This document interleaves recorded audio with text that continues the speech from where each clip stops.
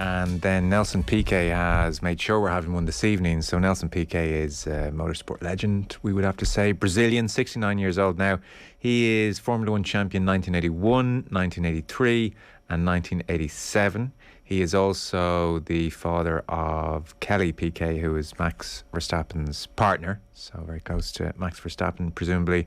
And it would seem in a podcast last November, the contents of which have surfaced once again this week, he has, well, been using racist language when referring to Lewis Hamilton. For more, we're joined by Jess McFadyen of Motorsport Network. Jess, great to have you on. Evening.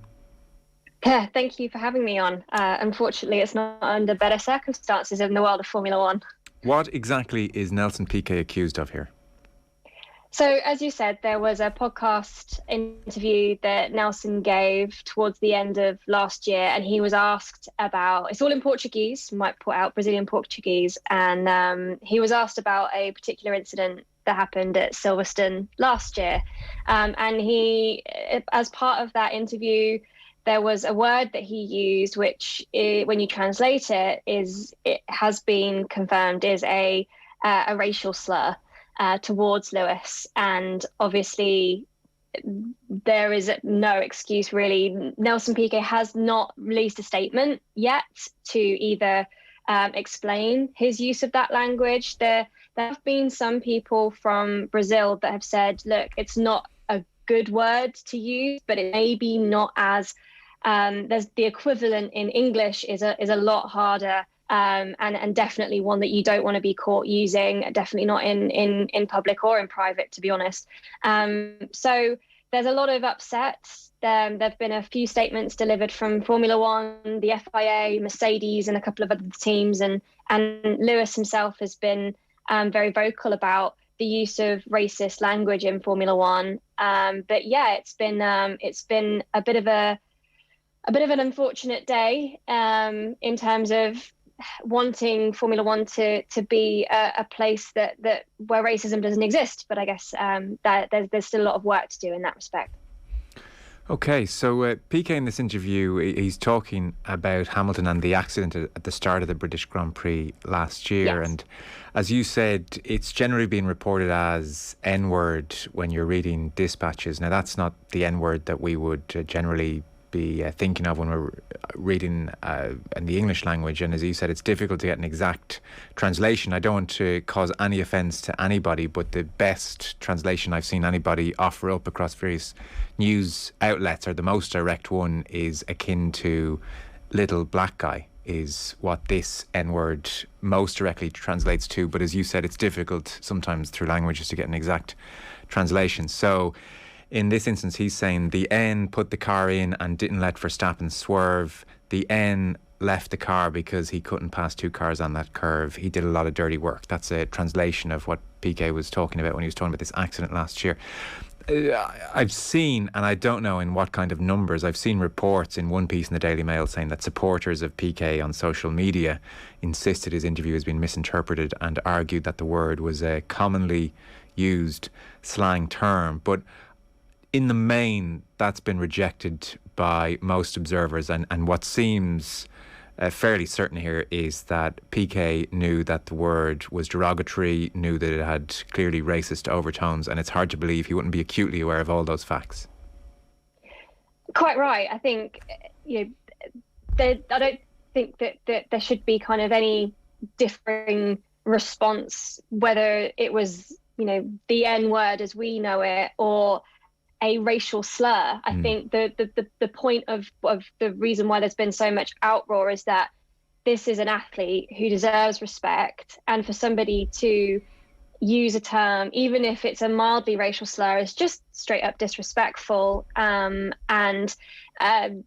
doesn't really deserve a place or airtime. I think that's kind of the issue that I think a lot of media have been criticised for maybe not having covered the story as in depth as maybe people on Twitter have wanted various media outlets to. But I think it is important, first off, to make sure that when it is to do with translation and language barriers, that we are making sure that it's absolutely and utterly correct, or our understanding of the use is correct. But I think regardless, I think Lewis Hamilton deserves more respect, especially from someone who is also themselves a world champion, a multi-world champion in Formula One, and knows how difficult it is to achieve that feat. So I think it's just at the bare bones, even we put the racist side of it to one side. I think it's just about having respect for an athlete and a competitor,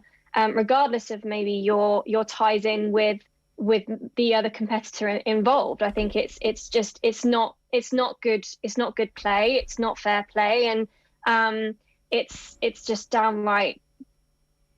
It's just not good. It's just not good form. It's not sport-like. So I think it's definitely something that we're glad that Formula One and the FIA are looking into, but I think it is very important that we make sure that we have an understanding, and I would welcome Nelson to kind of come back with some context, because things are taken out of context, but for me there is still utter disrespect here, which is really quite damnable. Well, when it's clearly derogatory and clearly has racist overtones, then I look forward to his explanation, because I don't think he will have a good one. Piquet, absolutely. Generally, I mean, in some respects, what's one of the most egregious aspects of what he said is that he used the word so liberally in an interview very much for public consumption, and this was a podcast recording, and this was how he referred to as Hamilton, like wouldn't even use his name. Like it's so deliberately disrespectful. What do we know of Piquet the person? He has been one to have made slightly controversial comments in the past, none quite like this that I'm aware of, but he has been known as being a bit of a character, someone who quite regularly speaks their mind, and unfortunately seems to be in the camp. There's quite a few ex-drivers now that seem to dine out on controversy and making these kinds of statements that almost keep them relevant, which is just quite sad, to be honest, because in their time, in their heyday, they were obviously lauded as great achievers, and many of them as champions. But I just don't see the need for there to be such kind of outright slurring of other competitors. I think it's absolutely fine to say that he didn't agree with Lewis's move, for him to think that Max was in the right and Lewis was in the wrong, but to speak about these people with such disrespect, I think is something that is it shouldn't be stood for. I was reading in The Guardian, the Brazilian driver has a record of issuing unpleasant comments, including, while he was driving, a defamatory accusation towards Ayrton Senna of being gay, and referring to Nigel Mansell's wife as ugly. And then last year, Piquet was a chauffeur to the Brazilian president, Jair Bolsonaro, on the country's Independence Day. And I think people are generally au fait with the nature of Bolsonaro's politics. So all a touch grim there, to say the least. Lewis Hamilton tweeted pretty much straight away and talked about the language being archaic and demanded action. He didn't expand on what that action is or what it should be. The FIA strongly condemns any racist or discriminatory language, was their statement on behaviour which have no place in sport or wider society. We express our solidarity with Lewis Hamilton and fully support his commitment to equality, diversity and inclusion in motorsport. That's all very nice, but when Hamilton is calling for action, and very much calling for action, and the FAI say they stand with him, there is a slight disparity there. What are the consequences likely to be here for Piquet? We have no precedent, really. So I think this is actually an opportunity for the FIA and Formula One to really show people what happens if you go against their We Race as One initiative, which is obviously was brought in 2020 in light of the death of George Floyd, and to say that the F1 and the FIA have made a commitment that there is no place for racism, for hate, for discrimination of any kind. And so I welcome an investigation. I don't think they're going to have to investigate too much harder into this, but I think, if from where I stand, my opinion is that if they really do stand with Lewis Hamilton and that they say that this kind of racist language or discriminatory actions have no place in Formula One, then he should not be welcome where Formula One exists. So I think, we've had quite a few statements, words, and I think now is the time to show some action. Now, I fully welcome considered action. I don't think that necessarily a knee-jerk reaction is often the right way of going, but I think this is definitely one of the best opportunities. And I mean, I use best in terms of it's still quite an upsetting scenario to have to find ourselves in Formula One, and the fact that this still exists is still very disheartening. I think that's been the general undertone of today has been that the fact that this still exists within our world is still disparaging. But that they have the opportunity now to show people what it means, what We Race as One really means, and if they do stand with Lewis Hamilton, what that looks like. Okay, so that's the FIA. Mercedes, as you might imagine, came out and condemned this very quickly. Ferrari, Aston Martin all made statements. I would think this week, as we head towards the British Grand Prix, Max Verstappen and Red Bull at large will be asked to come out and condemn the remarks as well. What's likely to happen on that front?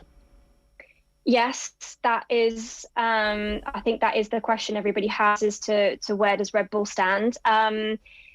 There was an event today. Red Bull had their own kind of good and bad news day, if you want to say. They launched a new track car project, the RB17, and I think when we met, I wasn't there myself, but members of my media company were there, and when they asked Red Bull as to whether they would be giving a statement, they said that they were not going to make comment on Nelson Piquet's use of words.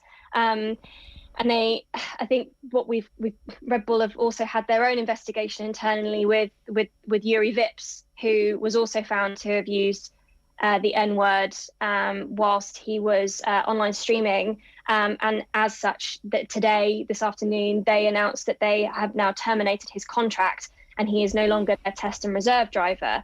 So I think for them, it's been maybe a delicate day. But again, I think what we as a community, what we as a kind of sporting body want to see is that we all stand together. That's what We Race as One means. It's not just the governing bodies and the rights holders. It's meant to be everybody. So whether or not they need to put out a full statement, or whether they would choose to do things as some other teams have done in terms of just coming out in support of Lewis, be that in social media comments, be that in kind of posts and statements, it is slightly disappointing that Red Bull haven't.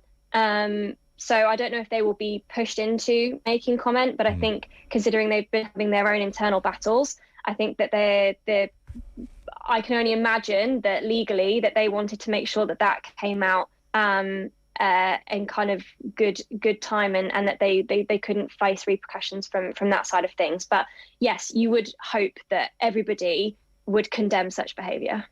Jess, before you go, just a word on the season at large then, as the British Grand Prix comes into focus. So Max Verstappen is sitting pretty at the top of the current standings. He's 175 points, his teammates 129. We have Leclerc of Ferrari on 126, and way down on 77 points we have Lewis Hamilton, just struggling terribly. He has described the car as undrivable, the worst of his career. There seems to be a bouncing effect as a result of a new rule change, which is affecting Mercedes in particular. I suppose what's disconcerting for Hamilton is that his teammate George Russell is by no means dominating, but in 7 of their 9 races, he certainly has beaten Hamilton, which I suspect Hamilton is acutely aware of. So what's happening here, do we think, with Lewis Hamilton? Can't just be the car if suddenly new kid on the block is beating him in 7 of the 9 races, as good as Russell potentially is. Yeah, I actually spoke to Lewis in Montreal last time out about this, because what he has been saying is that he has been running more experimental setups than the other side of his garage, and that's so that they can maybe get to the root of the W13's problems faster. So they're using his his experience, his knowledge of the car. Obviously, he's been at the team for a long time. So, whereas this is George's first time. So there's that. Obviously, that's an element of it. And when I spoke to him, he did joke and say, well, maybe George can run the experiments for the last half of the season, seeing as I've been carrying it this far. But he also does seem, he was definitely more buoyant last time out. I mean, he finished on the podium. He did come home P3 in Canada. So I think there is definitely a bit more positivity. The Mercedes are bringing updates to Silverstone, and because we're going back to a more traditional circuit, don't forget that they were seemingly very strong in Spain, in Barcelona. Their issues seem to be less and they were competitive. We're going to not exactly the same, but a bit more of a similar setup. So if they can run that W13 low and not get any bouncing, then they should be competitive.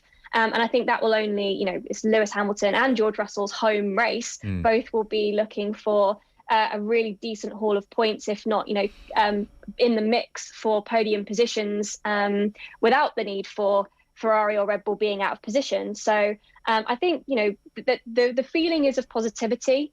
So with the mixture of the updates and a bit more of a traditional circuit, the Mercedes are hoping to be a lot more competitive. And Christian Horner himself at Red Bull, he has earmarked them as potentially being a bit of a thorn in his side in terms of Silverstone, because he's not expecting the Red Bull to maybe be as competitive around Silverstone. It's not necessarily a track that particularly suits their way of running the car. So I think Mercedes could be up there if their upgrades work and they get their setup sorted. Okay, should be an interesting week. Jess McFadyen of Motorsport Network. Thanks so much, Jess. Thank you.